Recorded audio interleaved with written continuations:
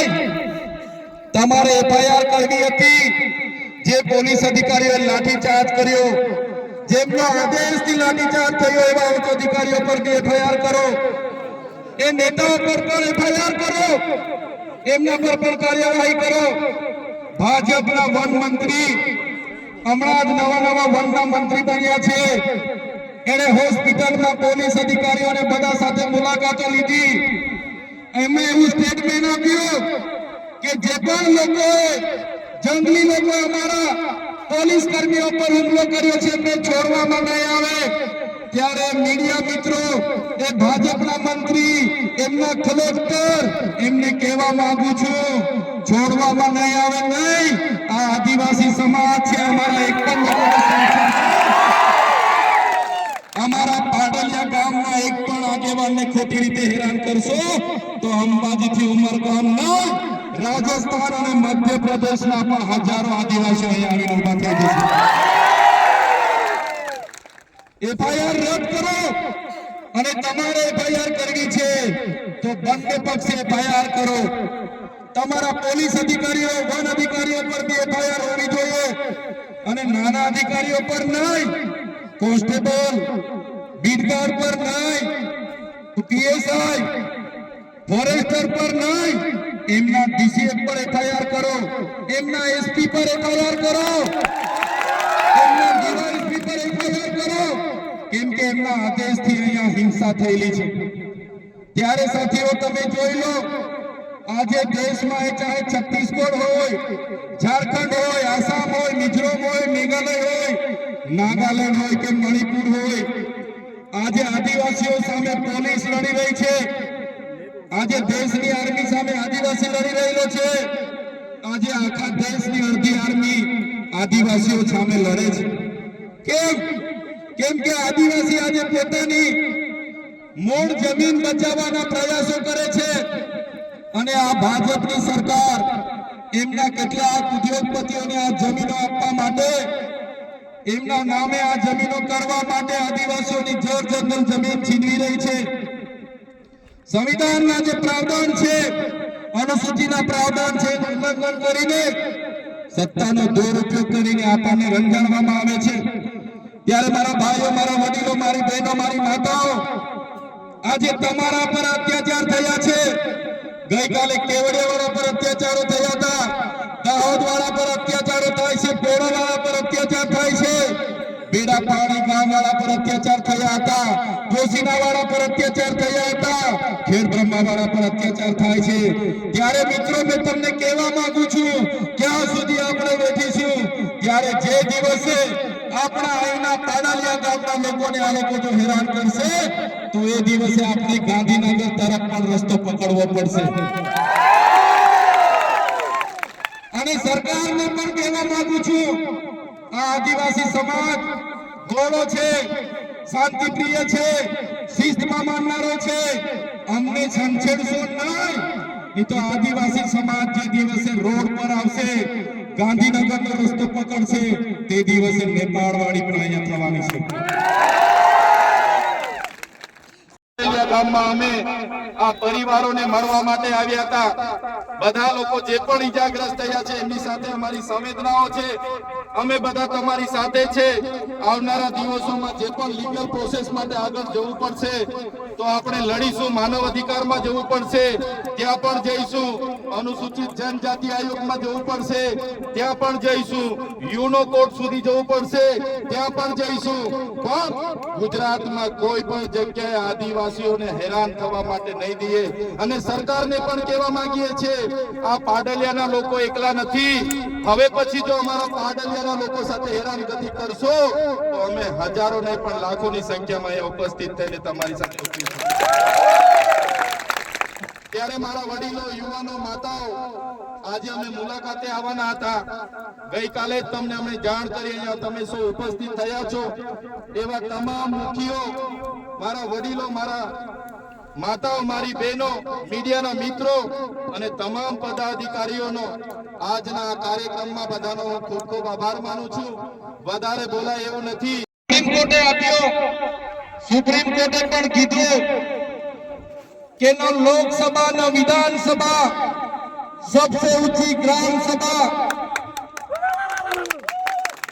ત્યારે આપણા મુખ્ય વાત કરી કે ગ્રામ સભાનો પાવર છે અનુસૂચિત 5 વિસ્તારમાં ગ્રામ સભાની પરવાનગી લેવી પડે આ વિસ્તાર પૈસા 1996 અંતર્ગત આવે છે તમારે આ કાર્યક્રમ કરવા માટે તમારે આ પ્રકારનું પ્લાન્ટેશન કરવા માટે ગામ સભાને કેમ જાણ કરવામાં નથી આવી ગામ લોકોને કેમ નોટિસો આપવામાં નથી આવી ગામ સભાની મંજૂરી કેમ લેવામાં નથી આવી એવા સવાલો કરતા વનકર્મીઓએ પોલીસ અધિકારીઓએ ઉશ્કેરાઈ જઈને આપણા 10 થી 15 આગેવાનોને પકડીને બળજબરી પૂર્વક અહીંથી પોલીસ સ્ટેશને લઈ જવા માટેના પ્રયાસો કર્યા ત્યારે ગામના લોકો એમને છોડાવવા માટે આગળ આવ્યા ગામ લોકો છોડાવવાનો પ્રયાસ કર્યો ત્યારે પોલીસના અધિકારીઓએ પૂર્વ આયોજિત કાવતરા મુજબ એ લોકોએ ગામના લોકોને દોડાવીને લાઠીચાર્જ કર્યો હમણાં જ ગામના મુખીએ ગામના સરપંચો એમને ગામના પોલીસ પટેલે મને કીધું કે લગભગ 32 થી 35 લોકો ગંભીર રીતે ઘવાયેલા છે એમને ઈજાઓ પહોંચી છે અને એ લોકો પોલીસના ડરના કારણે સરકારી દવાખાનાઓમાં નથી ગયા પણ ઔષધિઓની દવા કરે છે દેશી દવા કરે છે અને આજે પણ એ લોકોની સ્થિતિ ખૂબ જ ગંભીર છે ત્યારે મિત્રો સવાલ એ થાય છે કે આ પ્રકારની સૂચના કોણે આપી પોલીસને કયા ભાજપના નેતાઓએ પોલીસને મોકલ્યા કયા ભાજપના નેતાઓના ઈશારે લાઠીચાર્જ થયો કયા ભાજપના નેતાઓના ઈશારે અહીંયા 27 જેટલા ટીયર ગેસ છોડવામાં આવ્યા અને કયા ભાજપના નેતાના ઈશારે અહીંયા 50 થી પણ વધારે રાઉન્ડ ફાયરિંગ કરવામાં આવ્યું આ ફાયરિંગમાં નાસભાગ કરતા ઘણી માતાઓ ઘણા બહેનો ઘણા વડીલો ઈજા પામેલા છે ત્યારે સાથીઓ આપણો આદિવાસી સમાજ સંવિધાન અને સંવાદમાં માનનારો છે આપણા લોકોએ સંવિધાનની વાત કરી સંવાદની વાત કરી અને વન અધિકારીઓ અને પોલીસ અધિકારીઓએ એમનો સત્તાનો ઉપયોગ કર્યો ભાજપના નેતાઓના ઈશારે આપણા લોકોને ડરાવવાનો ધમકાવવાનો ઉપયોગ કર્યો આપણા લોકો પર લાઠીચાર્જ કર્યો ત્યારે આ ભાજપની સરકારને એમના એસપી ને એમના ડીવાયએસપી ને એમના ડીસીએફ ને આ ચૈતર વૈસાવા કહેવા માંગે છે અમે આદિવાસી લોકો સંવિધાનમાં માનનારા છે અમે આદિવાસી લોકો સમાજમાં માનનારા છે અમારા આદિવાસી લોકોને તમે છંછેડ છો અમે સંવિધાનને હવે સમાજ સાઈડ પર મૂકીશું એ દિવસે અહીંયા હાર તારની લડાઈ થવાની છે આદિવાસી સમાજનો ઇતિહાસ તમે જોઈ લેજો આઝાદીની લડાઈમાં અમારા ગુરુ ગોવિંદજી લડ્યા છે ભગવાન બિરસા મુંડા લડ્યા છે ડાક્યા નાયક લડ્યા છે ખાત્યા નાયક લડ્યા છે જલકારી બાઈ લડી છે મહારાણા પ્રતાપનો ઇતિહાસ જોજો અમારા પૂંજા ભીલ લડ્યા છે ત્યારે આ સરકારોને અમે કહેવા માંગીએ છીએ દેશની આઝાદીમાં પણ રૂપસિંહ નાયક જેવા લોકોએ અમારા સ્વતંત્ર રાજ્યની સ્થાપના કરી હતી દેશના વિકાસમાં પણ અમારા આદિવાસી સમાજે પરસેવો આપ્યો છે લોહી આપ્યું છે દેશના વિકાસમાં જ્યાં ડેમોની જરૂર પડી અમારા લોકો વિસ્થાપિત થયા છે કોરિડોરની જરૂર પડી અમારા લોકો વિસ્થાપિત થયા છે નવા નેશનલ હાઈવે બનાવવા અમારા લોકો વિસ્થાપિત થયા છે એરપોર્ટ બનાવવા માટે અમારા લોકોએ જમીનો આપી છે જળ જંગલ અને જમીનો પર રહેનારો અમારો મૂળ માલિક આજે પોતાના સમાજ સાથે આજે ગામથી પોતાની સંસ્કૃતિથી પોતાની પ્રકૃતિથી છીનબીન થઈ ગયો છે આટલું બધું કર્યા પછી પણ અમારા લોકોને તમે રંજાડવાની વાત કરશો તે દિવસે અમે તીરકાંઠા નથી ચલાવ્યા 13 તારીખે અમે ભાલાપાલિયા નથી ચલાવ્યા પણ અમારી માતા બહેનોને હેરાન કરવામાં આવશે આવનારા દિવસોમાં તીરકાંઠા પણ ચાલશે ને અમે વિકાસના સાથે અમારે કોઈ નિસ્બત નથી વિકાસનો અમારે કોઈ વિરોધ નથી પણ આદિવાસીઓના ભોગે વિકાસની તમે વાત કરો છો એને હમણાં અમે સંમત નથી એક બાજુ આઝાદીના 78 વર્ષ થઈ ગયા અમારા લોકો આજે આઝાદીના 78 વર્ષ પછી પણ 2% રોટલાઓ માટે અમારા લોકોને શહેરોમાં મજૂરી કરવું જવું પડે,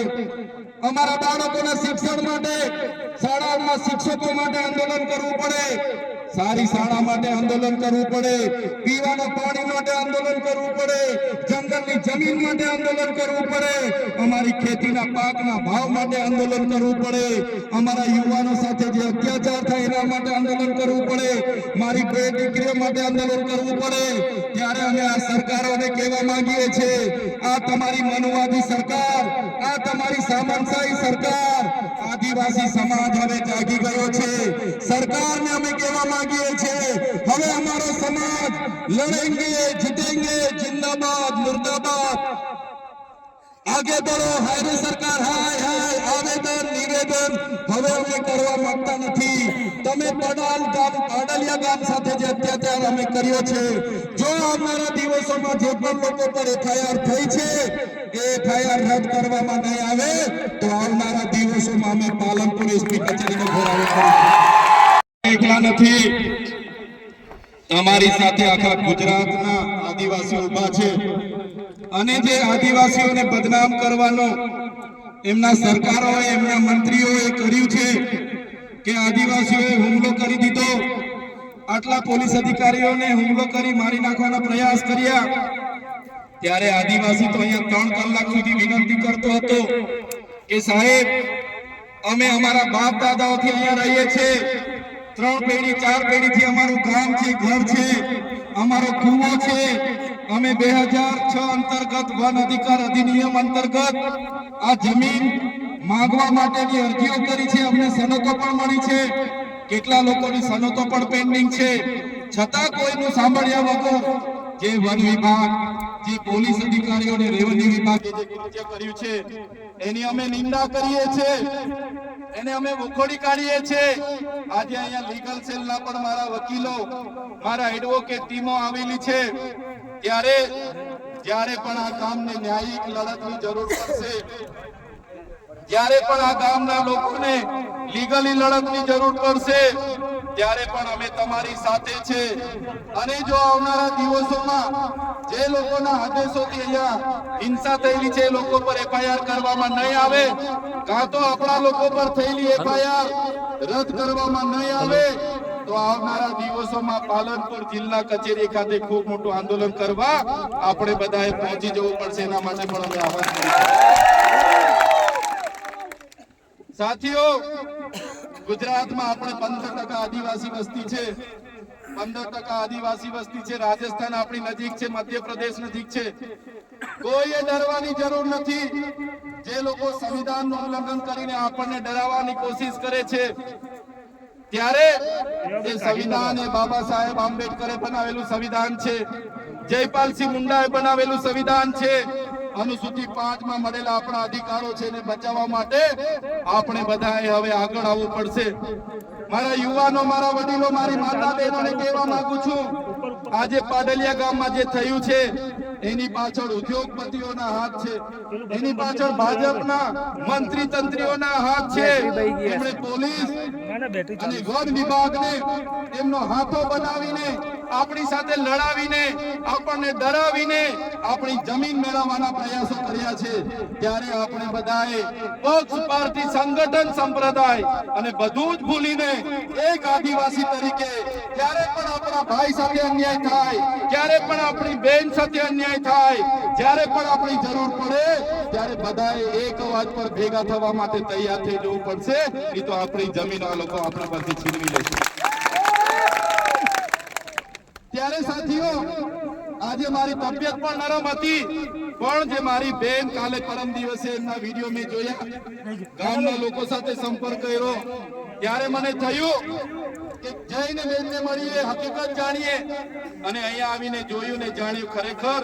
ખૂબ અત્યાચાર આપણા લોકો સાથે થયો છે. અને પાછા આપણા લોકો પર જ એફઆઈઆર થઈ છે અને કોમ્બિંગ કરીને બધાને પકડવાની વાત છે. ત્યારે કોઈએ ડરવાની જરૂર નથી. ક્યાંય પણ તમારી સાથે અન્યાય થશે તો આખા ગુજરાતનો, આજુબાજુ રાજસ્થાન હોય કે મધ્યપ્રદેશનો આદિવાસી સમાજ તમારી સાથે છે. ત્યારે મારા વડીલો, મારી યુવાનો, મારા ભાઈઓ અને બહેનોને અમે કહેવા માટે આવ્યા છે જ્યારે પણ આદિવાસી સમાજની લડતની વાત હશે, જ્યારે પણ આદિવાસી સમાજ માટે લડવાનું હશે, એ સડકથી લઈને સદન સુધી અમે લડવા માટે તૈયાર છે, પણ તમારો બધાનો સહકાર અમને જોઈશે, ત્યારે આ લોકો સામે આપણે અમે સમાજ સામે લડીએ છીએ, સમાજ માટે લડીએ છીએ, સરકાર સામે લડીએ છીએ, ત્યારે આ સરકારોને ગમતું નથી. અમને પણ જેલોમાં નાખી દેવામાં આવે છે, જેલોમાં લઈ જઈને અમને ડરાવવામાં આવે છે, ધમકાવવામાં આવે છે, વેદના આપવામાં આવે છે, મારા પરિવારને પીડા આપવામાં આવે છે, છતાં અમે ડરતા નથી અને ડરીશું પણ નહીં. મારા સમાજના તમામ મુખીઓ, મારા પટેલો, મારા સરપંચો, મારા તમામ પદાધિકારીઓ, યુવાનો, વડીલોને અમે કહેવા માટે આવ્યા છે, જ્યારે પણ આદિવાસી સમાજ પર આફત આવશે, આપણી અસ્મિતાની વાત હશે, આપણી સંસ્કૃતિની વાત હશે, આપણી બહેનો સાથે અન્યાય થશે કે યુવાનો સાથે અન્યાય થશે, તો આ ચૈતરભાઈ વસાવા અને અમારી ટીમ અમે આગળ રહીશું અને